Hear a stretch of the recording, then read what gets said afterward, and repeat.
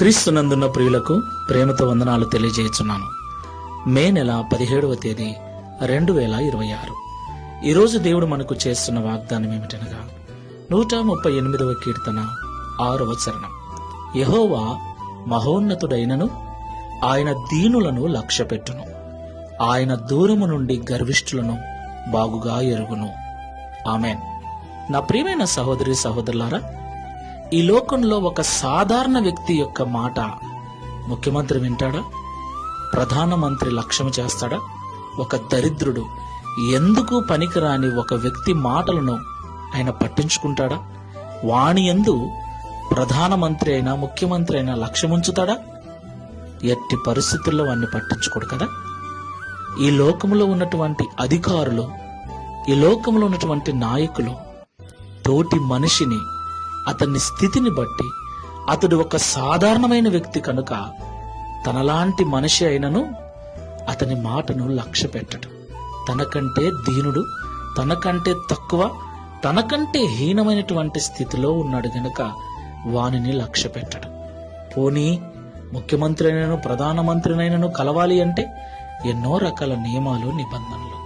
అయితే సర్వశక్తి గల దేవుడు, మహోన్నతుడైన దేవుడు, అత్యున్నతమైన సింహాసనమందు ఆసీనుడై ఉన్న దేవుడు, సర్వ సృష్టిని నోటి మాట చేత కలగజేసిన దేవదేవుడు అంటున్నాడు, నేను మహోన్నతుడనైనను నీవు దీనుడవై నిన్ను నువ్వు తగ్గించుకొని ప్రేమ కలిగి జీవించినట్లయితే నీ యందు నేను లక్ష్యం ఉంచుతాను అంటున్నాడు.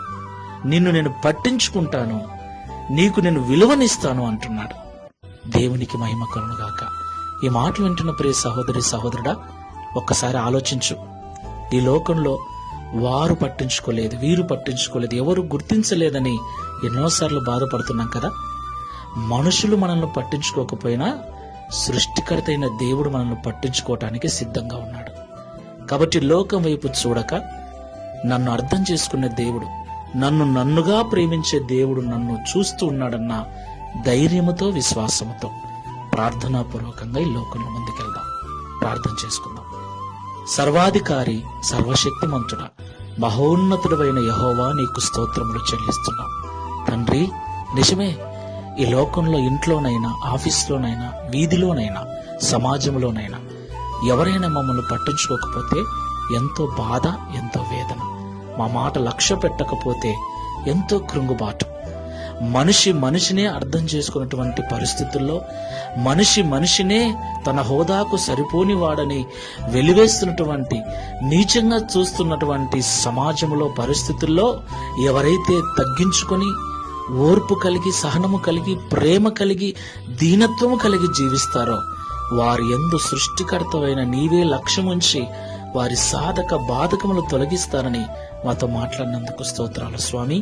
ఈ ప్రార్థనలో ఏకీభవిస్తున్న మేమందరం కూడా ఈ మాటల ద్వారా ఊరటపడి, ధైర్యపరచబడి, ఎవరు మమ్మల్ని పట్టించుకోకపోయినా సృష్టికర్తవైన మీరు మమ్మల్ని పట్టించుకునేవారని మీ యందు దీనత్వము కలిగి, తగ్గింపు కలిగి, సమాధాన మనస్సు కలిగి జీవించుటకు సహాయము చేయమని, తద్వారా ఈ దిన వాగ్దానము మా అందరి జీవితంలో నెరవేర్చి మీ నామమును మహిమపరుచుకునమని యేసుక్రీస్తు వారి నామములో ప్రార్థించి వేడుకుంటున్నాము తండ్రి.